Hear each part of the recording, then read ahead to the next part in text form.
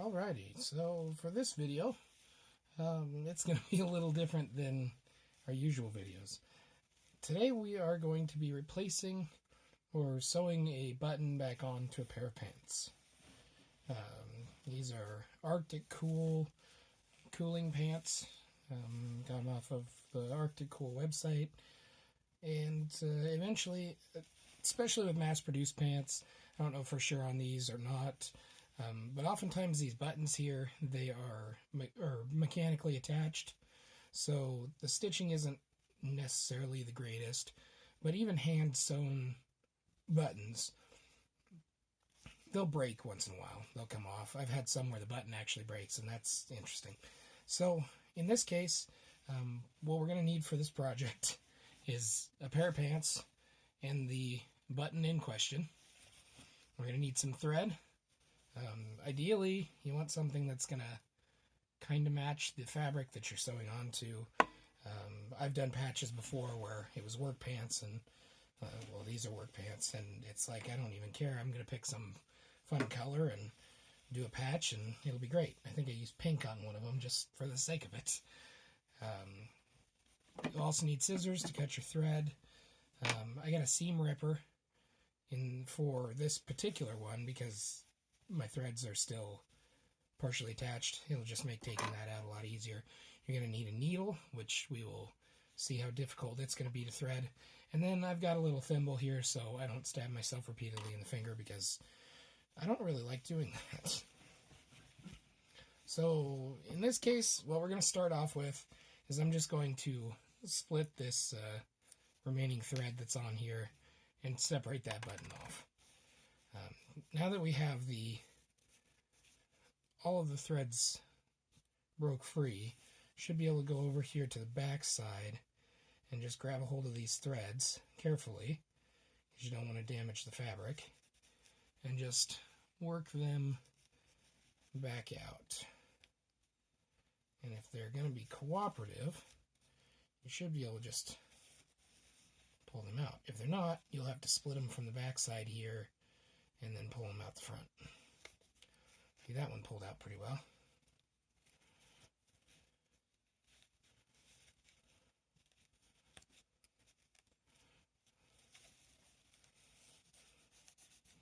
One important thing to note is pay attention where your button was sewn on, because it may change how the pants fit. And see, like that, I got a piece of the fiber. So in this case, I'm just going to gently take the tip of this seam ripper, and I may have to switch back to or switch over to the needle. And we're just going to basically tuck this little thread back inside, because we don't want this unraveling or anything.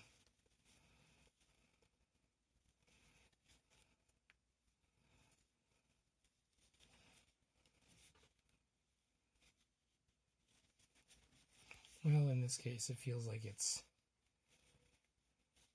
a pretty stiff thread, so I will take these scissors and I will just take the end of that off and then let that tuck itself back inside. So with that done, oh, and just a heads up, if the furnace kicks on, you probably won't be able to hear me, but just watch and I'll walk through kind of the steps. It's a really straightforward process, which makes it super easy when it comes time for you to do this yourself. I believe my mom probably taught me this the first time I took a single survival class in high school, and we went over it again. So after I got the button off and the old thread pulled out, I'm going to need to get some new thread. It doesn't have to be terribly long.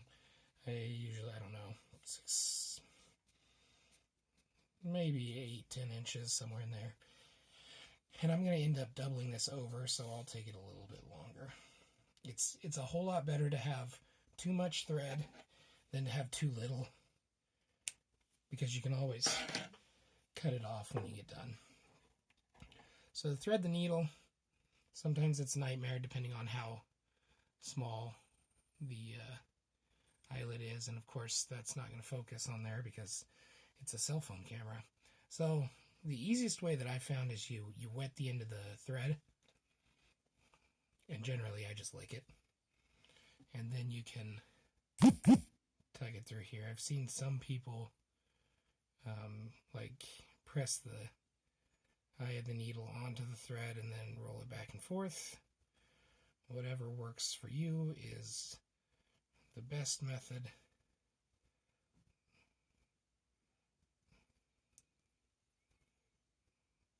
Because ultimately it's about you. And there we go. Successfully threaded the needle. So since I'm doubling this thread over, because it'll make the stitching on the button a little bit stronger, having more threads on it, I'm going to line up the ends here, and then I'm actually going to put my knot in it right here on the back end of this thread, because then that anchors everything and I can go ahead and get to going. And generally I do a double knot. I know half of this isn't on the screen, I'm sorry. So basically just tie a knot, and then you'll have that little bump there. That's one. I usually double it because it makes it easier to see. It makes it a little thicker, because I have had single knots pull through the fabric before. But one's probably sufficient. So once we have that, that's our thread prepped. We'll take that and we'll go back to the pants where we need. And you want to put the knot, which is on the back end of your thread here. You're going to want to put it on the inside of your fabric piece. So this is the front where the button will sit.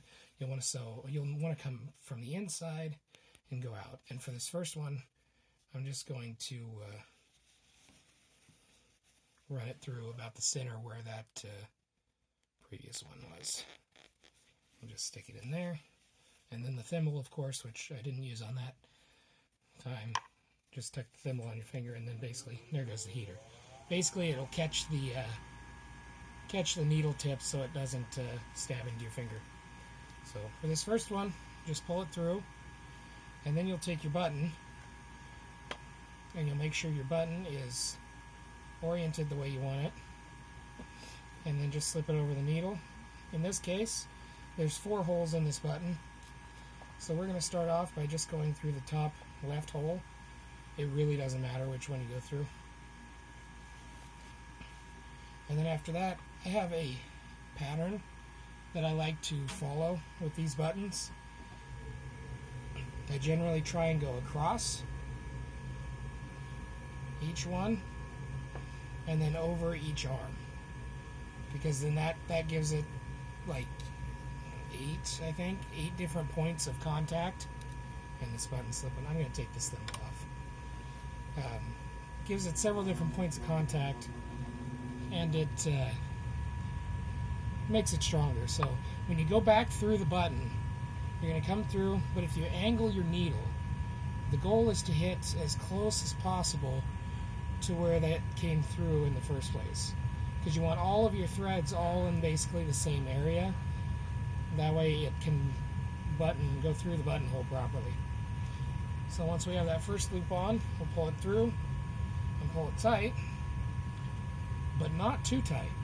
And I've seen some people use like a toothpick or something. I just kind of back it up a little bit. You want to have a little bit of room behind your button, between your button and your fabric.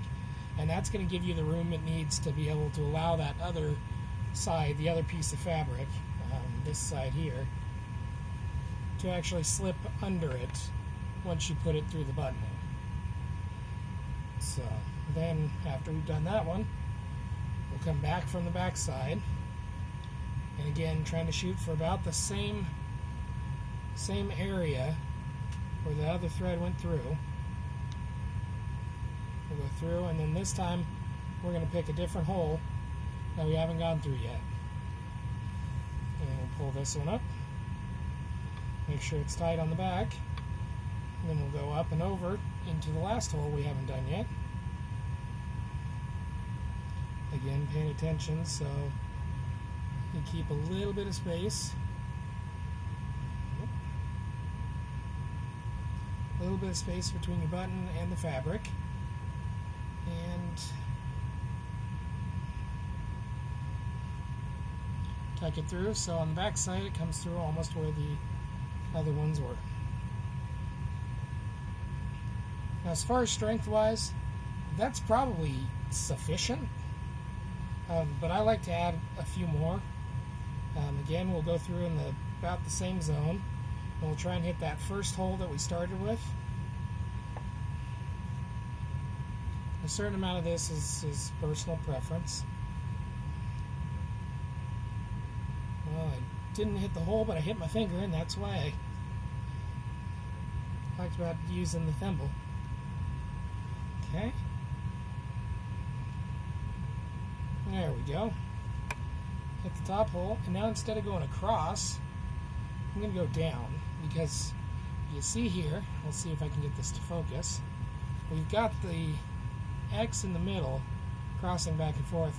Now we're going to go over each one of these. So we'll go down, we come up through this one, we'll go down here, we'll come up through this one, and then down there, and then we'll probably go the other direction so we get all four of them. And then you just angle it back in towards the middle.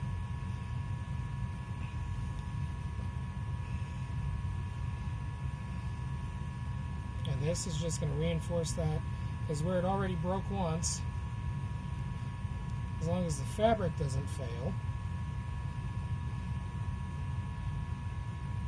you're going to be reinforcing this quite a lot compared to your original stitching.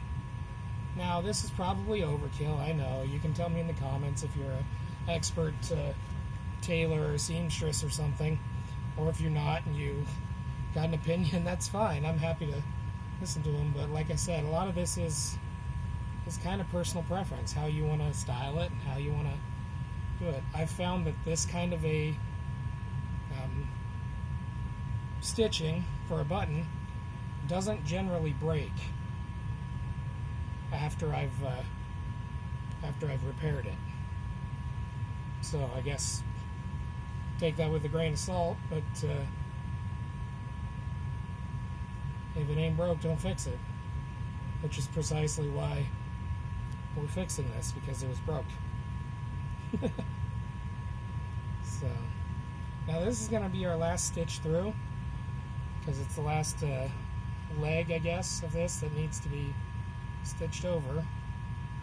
And when we come through, we'll try to hit that center again. I'll pull this out.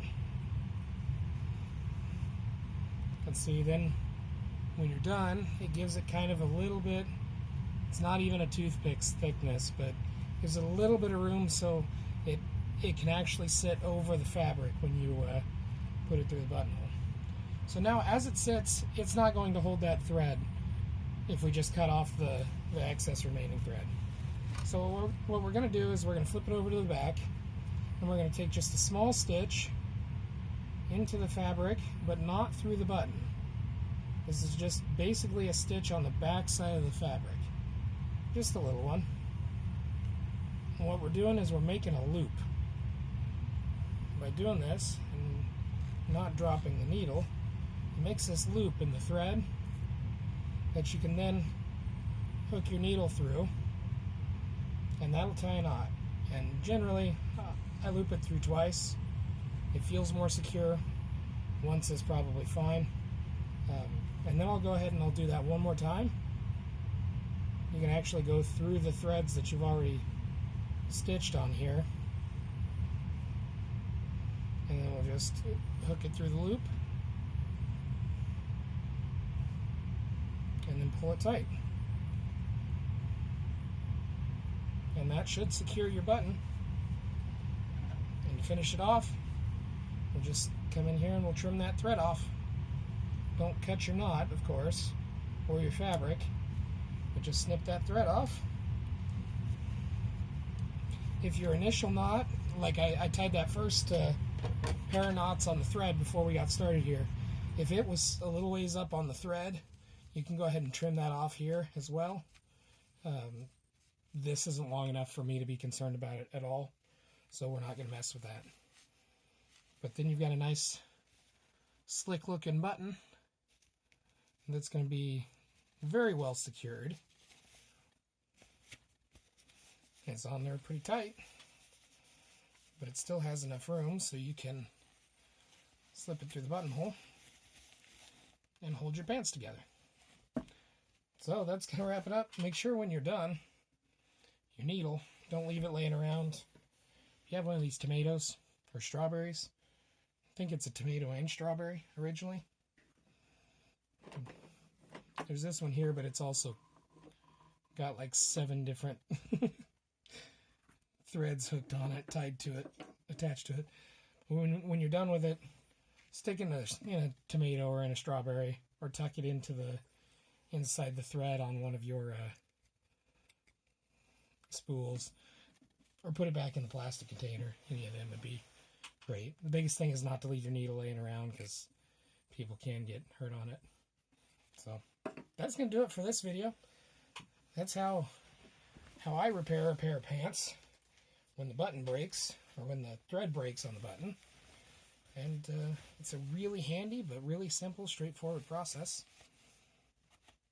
Definitely a good skill to know if you wear pants of any kind, or I mean anything. I mean, this could be a t-shirt button like this one here. T-shirt button, same thing. It's got 4 holes. Pants button, it could be a pocket button, it could be just about anything. These pockets are Velcro, so no pocket buttons there. But anyway, that'll do it for this video. I hope it was helpful. If you have any questions, or suggestions too, I'm open to them. Let me know in the comments. And till then, stay random.